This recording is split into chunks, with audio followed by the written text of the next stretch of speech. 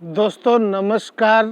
मैं उमा शंकर शर्मा, आपका साथी, तारानगर जिला चूरू राजस्थान से, हमारे प्यारे भारतवर्ष से। दोस्तों आज मैं वीडियो बना रहा हूँ जो मेरे साथी है, मेरे भारतवासी है, भारतीय नहीं, भारत के पड़ोसी देश भी है, उनके नौजवान भाइयों के लिए, युवाओं के लिए, कि वो कोरिया आना चाहते हैं, जापान जाना चाहते हैं, पैसा कमाना चाहते हैं खूब सारा। अच्छी बात है, लेकिन दोस्तों एक बात बताऊं, कोरिया में पैसा है, जापान में पैसा है, लेकिन आपकी यदि पढ़ाई अच्छी है तो आपको एक अच्छा वर्क परमिट मिल सकता है यहाँ पे। लेकिन यदि पढ़ाई अच्छी नहीं है, आप ग्रेजुएट नहीं है, तो आपको यहाँ करना पड़ेगा लेबर काम, लेबर वर्क, और बड़ा कठिन है। देखिए मैं आज आपको सारी सच्चाई बताऊं। अभी आज तापमान बहुत कम है, ये देखिए मेरे पीछे आप देख रहे हो ना, बर्फ अभी तक पिघली नहीं है। बर्फ वो देखो, ये बर्फ पिघली नहीं है अभी तक बर्फ पड़ी है।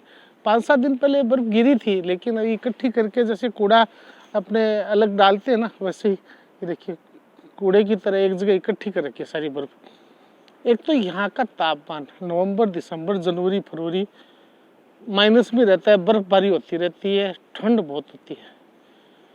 आप यहाँ पे आओ, लेकिन आपको आते ही यहाँ पे क्या करना पड़ेगा, यहाँ पे आपको असाइलम लेना पड़ेगा, शरणार्थी बन के रहना पड़ेगा, आपको पॉलिटिकल स्टे लेना पड़ेगा, जिसको असाइलम भी बोलते हैं, शरणार्थी भी बोलते हैं, पॉलिटिकल स्टे, रिफ्यूजी बोलते हैं। यहाँ पे जब आप इमिग्रेशन में जाओगे ना, तो वहाँ पे रिफ्यूजी वीज़ा मिलता है। रिफ्यूजी वीज़ा आप समझ रहे हो कि मैं भारत वापस नहीं जाऊँगा, मैं पाकिस्तान वापस नहीं जाऊँगा, मैं बांग्लादेश वापस नहीं जाऊँगा, मेरे को वहाँ पे डर है, मेरे को फला आदमी मार देगा, काट देगा, मेरे जीवन को खतरा है।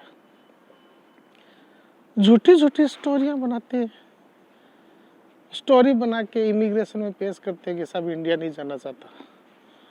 वो कहेंगे ठीक, जांच होती है आपकी, 3 साल, 4 साल, 5 साल वो जांच चलती है, आप इमिग्रेशन में हार जाते हो, लोअर कोर्ट में जाते हो, फिर हाई कोर्ट में जाते हो, सुप्रीम कोर्ट में जाते हो, फिर इमिग्रेशन में रिव्यू पिटीशन दाखिल करते हो।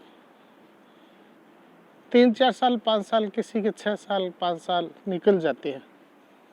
लेकिन जब यहाँ हम शरणार्थी बनते हैं, झूठे केस लेके आते हैं, तो थोड़ी सी हमारे भारत की नाक भी नीची होती है।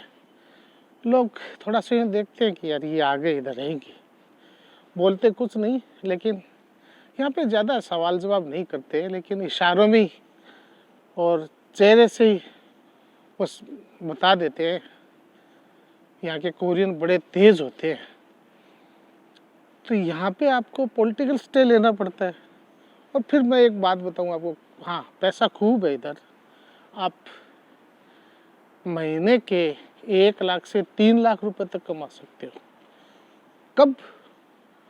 जब आप दिन रात कड़ी मेहनत करोगे। देखिए यहाँ पे आप वो रिवॉल्विंग चेयर पे बैठ के आप सोच रहे हो ना, मैं वहाँ जाऊँगा, कोरिया में जाऊँगा, जापान में जाऊँगा, ऑफिस में बैठ के काम करूँगा, किसी रेस्टोरेंट में लग जाऊँगा या किसी मॉल में काम करूँगा, सब गलत है। अरे भैया आप नहीं कर सकते। आप रेस्टोरेंट में, मॉल में, आपको कोरियन लैंग्वेज आती है तो अच्छी बात है, लिखनी, पढ़नी, बोलनी, लेकिन नहीं आती है तो आप नहीं कर सकते वहाँ पे काम। आपको काम करना पड़ेगा फैक्ट्रियों में, खेतों में। और यहाँ पे एक होती है आराबाइट। आराबाइट मतलब डेली वेजेस, इसको बोलते हैं ये आराबाइट। तो डेली वेजेस पे आप काम करोगे ना, तो आपको 1,23,000 वोन ये देंगे। तो वहाँ पे क्या होता है, आराबाइट ऑफिस में जाओगे, वहाँ पर्ची दे देंगे आपको कि इस पर्ची है यहाँ पे, इस एड्रेस पे चले जाओ, काम करो। वो क्या काम दे आपको? वो आपको कहेंगे ये पत्थर उठाओ, ये खड्डा खोद दो, मेरा ये बाग बगीचा ठीक कर दो। मतलब लेबर का जो काम होता है ना, हाँ एक बात बताऊँ मैं आपको, यदि आओ तो मन को एकदम मजबूत करके आना है आपको। मजबूत मीन्स जैसे आपके कोई फौजी भाई है रिश्तेदार, फौजी भाई को पूछना कि आपकी जो ट्रेनिंग हुई थी वो कैसी थी। फौज में से भी ट्रेनिंग में वापस आ जाते हैं। ये मान के चलो कि जितने दिन आप कोरिया रहोगे तो फौज की ट्रेनिंग कर रहे हो आप। उतना हार्ड काम है दोस्तों यहाँ पे। ये मत समझना कि हम गए और पैसे बरसने लग गए, ऐसा कुछ भी नहीं है कोरिया में कि पैसे बरसने लग गए। यहाँ पे बहुत ही कठिन काम करना पड़ता है और उन विषम परिस्थितियों में काम करना पड़ता है। विषम परिस्थिति आप कहोगे क्या है? अरे भाई यहाँ पे देखो, ये बर्फ देख रहे हो आप, ये देखो बर्फ, यहाँ पे बर्फबारी होती है, 2-2 दिन 3-3 दिन तक बर्फबारी होती है। उस बर्फबारी में आपको जाना पड़ेगा काम पे। आपने खाना खाया नहीं खाया, नहाए नहीं नहाए, आपने आराम किया नहीं किया, आप परेशान है, आप बीमार है, उनको कोई फर्क नहीं पड़ता। उनको मतलब है काम से। यहाँ पे काम करने का मतलब काम, आपको जो काम सौंपा गया है कि ये यहाँ के इतने आलू निकालने हैं खेत में, या प्याज निकालने हैं, या साफ सफाई करनी है बाग बगीचे की, या सेब तोड़नी है, संतरे तोड़ने हैं, आपको तोड़ने पड़ेंगे भाई। अच्छा, यहाँ पे क्या है, कहीं 8 घंटे की ड्यूटी होती है, कहीं 9 घंटे की ड्यूटी होती है, कहीं 10 घंटे की ड्यूटी होती है। इंडिया में क्या होता है, काम कर रहे हैं, बीड़ी भी पी रहे हैं, गुटखा भी खा रहे हैं, जर्दा भी खा रहे हैं, सिगरेट भी पी रहे हैं, फिर बीच में उठ के चले गए, पानी पीने चले गए, फिर बीच में से पेशाब करने चले गए। अरे भाई यहाँ पे ये परमिशन नहीं है। यहाँ पर तो आपने जब काम शुरू कर दिया ना सुबह 8 बजे, तो आपको छुट्टी 10 बजे मिलेगी। और फोन को तो अलग रख दो, यदि आप फोन पे बात करते हुए मिल गए, चैट करते हुए मिल गए, फोन को देखते हुए मिल गए, तो वो दूसरे उसी दिन कह देगा शाम को, कल से मत आना, फिर काम ढूंढते फिरोगे। और फिर मेरे जैसे लोग हैं ना, उनको तो बहुत सारी समस्या होती है। हाँ, एक समस्या और है, मैं वेजिटेरियन हूँ। यहाँ वेज मिल जाता है, लेकिन वेज महंगा है, नॉन वेज सस्ता है। यदि आप वेजिटेरियन है तो आपको सरवाइव करना पड़ेगा यार। वो यहाँ पे आपको मतलब आटा, मेन चीज़ है आटा। सब्जियां तो खैर मिल जाती है, लेकिन आटा मैदे जैसा है, उसको गर्म पानी में गूंथना पड़ता है, और फिर उसको लंबा खींचता जाता है, उसमें अपना वाला आटा भी मिक्स करना पड़ता है, फिर जाके वो रोटियां बनती है, वरना रोटियां भी नहीं बनती। लोग तो 3-3 दिन की रोटियां, 4-4 दिन का खाना बना के रख देते हैं, फिर खाते रहते हैं।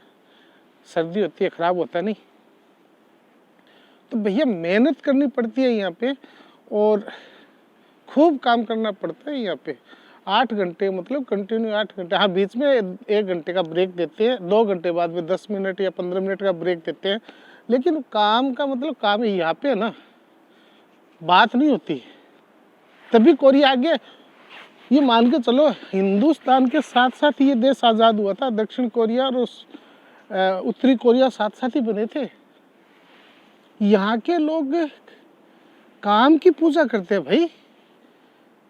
यहाँ पे धर्म को 56% लोग तो धर्म को नहीं मानते।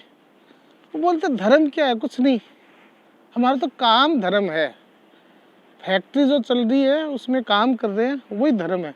तो भाई आने से पहले मन को एकदम मजबूत कर लेना, मजबूत करके ही आना है आपको। कल को फिर यहाँ थोड़े दिन आओगे, शुरू में काम भी नहीं मिलेगा, समझ भी नहीं आएगी कोरियन लैंग्वेज, आपका इंग्लिश का कुछ नहीं बंटेगा, यहाँ पे हिंदी का कुछ नहीं बंटेगा। कोरियन जबान, कोरियन भाषा आपको सीखनी ही पड़ेगी। जब यदि कोरियन आ गई ना आपको, तो आपके बल्ले बल्ले। कोरियन नहीं आई ना, तो वो इशारों, हाँ काम वो आपको है ना, अंधे को काम सिखा देते हैं, गूंगे बहरे को काम बता देंगे, वो कोई दिक्कत नहीं है, आपको समझा देंगे, इशारों में समझा देंगे। अब आप कहोगे कितना कमा सकते हो, मैंने बताया आपको 1 लाख से 3 लाख रुपए तक आप बचा सकते हो। यहाँ पे 3 लाख का मेहनत करनी पड़ती है भाई साहब। सुबह 5 बजे उठ के जाओ, रात को 8-9 बजे आओगे ना तो बचाओगे इतने पैसे, वरना नहीं मिलेंगे। और सबसे बड़ी बात यहाँ पे मांस की जो दुकानें हैं ना, कटिंग्स होती है, वो बहुत है, उन पर बहुत ज़्यादा काम मिलता है। काम हर जगह मिलता है। मैं फैक्ट्री में घुमा हूँ, देखा हूँ मैंने। तो भाई लोगों, ये बात है। अब आपकी मर्जी है, मन को मजबूत कर लिया आपने तब तो वेलकम इन कोरिया, वरना यहाँ आने के बाद में ये मत करना कि यार ये पता नहीं था, वो पता नहीं था। ठीक है दोस्तों, नमस्कार।